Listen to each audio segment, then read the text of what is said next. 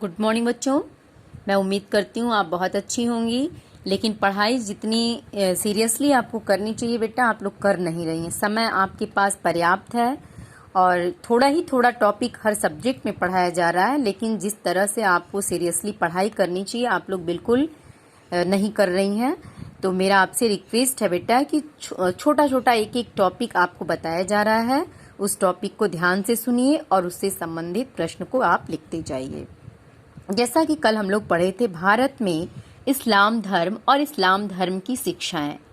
किसी बच्ची ने भी नहीं लिखा और लिख के मुझे नहीं दिखाया, तो मैं उम्मीद करूंगी कि कोई भी बच्ची जो बहुत ही समझदार है, जागरूक है, जरूर शुरू से अब तक जितने टॉपिक पढ़ाए गए हर टॉपिक पे अपने कुछ प्रश्न जरूर लिखी होगी, नहीं तो जितना मैं बताई हूँ उतना ही लिखी होगी और ग्रुप में जरूर भेजेगी।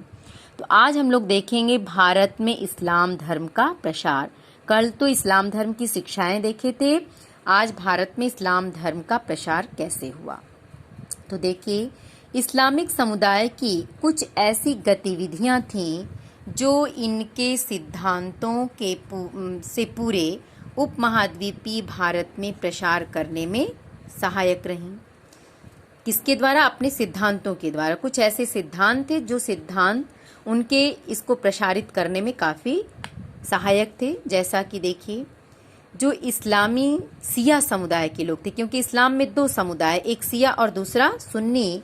तो इसमें जो सिया समुदाय के लोग थे, उन्होंने कुरान के विचारों की अभिव्यक्ति के लिए जो देसी साहित्यिक विधा का सहारा लिया।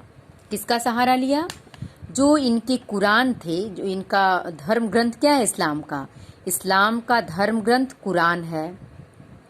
तो सिया जो समुदाय के लोग थे, सिया समुदाय के लोगों ने जो कुरान के विचार थे, उन विचारों की अभिव्यक्ति माने लोगों तक पहुंचाने के लिए उनके सिद्धांत, उनके विचार, उसको प्रसारित करने के लिए देसी साहित्यिक विधा, यानी जिसे लोग अधिक से अधिक समझ सकें, उस देसी साहित्यिक विधा का इन्होंने सहारा लिया, जिससे लोग उसके सिद्धांत विचार को समझें और उसका पालन करें।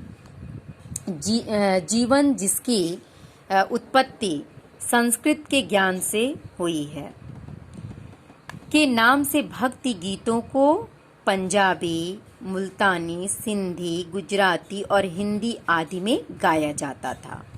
यानी जीवन जिसकी उत्पत्ति संस्कृत के ज्ञान से ही हुई के नाम से भक्ति गीतों को कैसे गाया जाता था? मुल्तानी भाषा में, सिंधी भाषा में, गुजराती भाषा में, हिंदी भाषा में गाया जाता था, और जिसको लोग सुन करके उसको अपनाने लगे।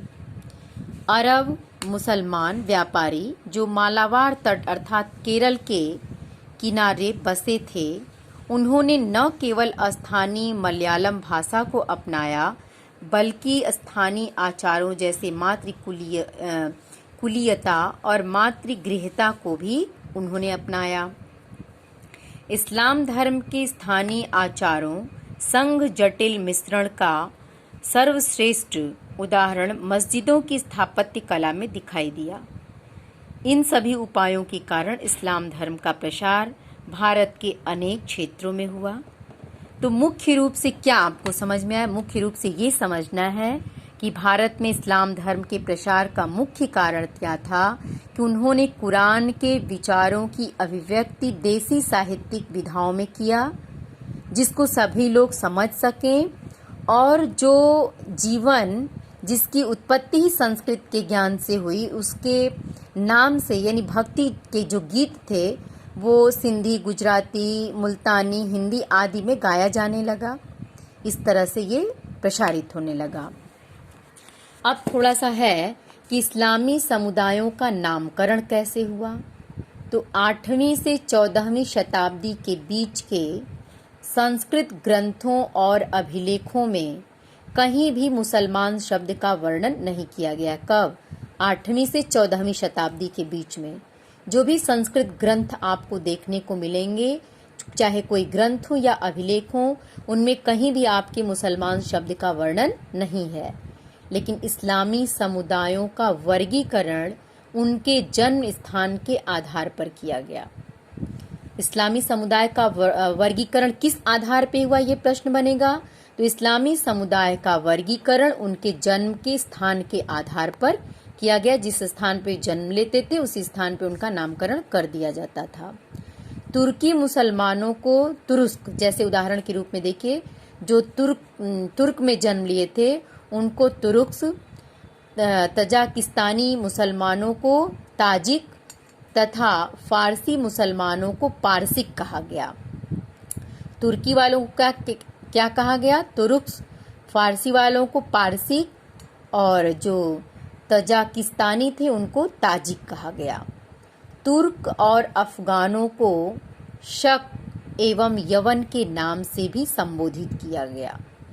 अब देखिए ये प्रश्न बनेगा कि शक व यवन, ये यवन और ये शक, इस नाम से किसको जाना गया? तो तुर्क और अफगानों को। या ये पूछा जाएगा कि तुर्क और अफगानों को और किस नाम से संबोधित किया गया?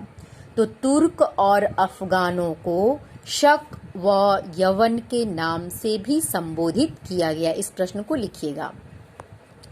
गैर इस्लामी अर्थात ब्राह्मणवादी जो प्रवासी समुदाय के लिए, अर्थात जो गैर इस्लामी थे, गैर इस्लामी माने जो इस्लाम धर्म से जुड़े हुए नहीं थे, अर्थात जो ब्राह्मणवादी थे माने ब्राह्मण विचार वाले थे, प्रवासी थे, जो प्रवासी माने दूसरी जगह से आए थे, उन समुदायों के लिए मलेक्ष शब्द का प्रयोग किया गया।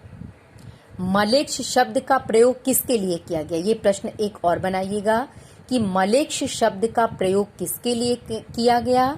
तो जो गैर इस्लामी थे अर्थात ब्राह्मणवादी जो प्रवासी थे, तो गैर इस्लामी और ब्राह्मणवादी प्रवासी समुदायों के लिए मलेक्ष शब्द का प्रयोग किया गया। या ये प्रश्न ऐसे भी पूछ सकता है कि गैर इस्लामी अर्थात ब्राह्मणवादी प्रवासी समुदायों के लिए किस शब्द का प्रयोग किया गया? तो इस समुदायों के लिए मलेक्ष शब्द का प्रयोग किया गया। इस शब्द से हीन भावना को व्यक्त करते थे। यानी मलेक्ष का मतलब ही होता है बिल्कुल समाज में हीन और तुच्छ। तो इस शब्द से हीन भावना को व्यक्त करते थे, परंतु ऐसे शब्द विशिष्ट समुदाय, धार्मिक समुदाय के लिए शायद ही व्यक्त होते थे। मतलब ये मलेक्ष शब्द का प्रयोग हीनता का मतलब प्रमाण था। इसलिए इस मलेक्ष शब्द का प्रयोग धार्मिक समुदाय के लिए ये लोग नहीं करते थे। जो धार्मिक समुदाय हुआ करता था, इस धार्मिक समुदाय या जो विशिष्ट मुसलमान समुदाय होते थे, उसके लिए इस मलेक्ष शब्द का प्रयोग नहीं किया जाता था, क्योंकि ये मलेक्ष शब्द हीन भावना को प्रकट करता था। ठीक, अब देखिए ये प्रश्न है कि भारत में अरबों का आगमन कब हुआ? ये प्रश्न आपको हम इसके पहले ही बताए थे, भारत में इस्लाम धर्म के समय जब 711 में मोहम्मद बिन कासिम आया था। तो ये वहीं से इसका उत्तर मिलेगा, कल की वीडियो देखिएगा। फिर शरिया, ये चारों प्रश्न आप लिखेंगे। शरिया मुस्लिम समुदाय का कानून है, यह किस पर आधारित था?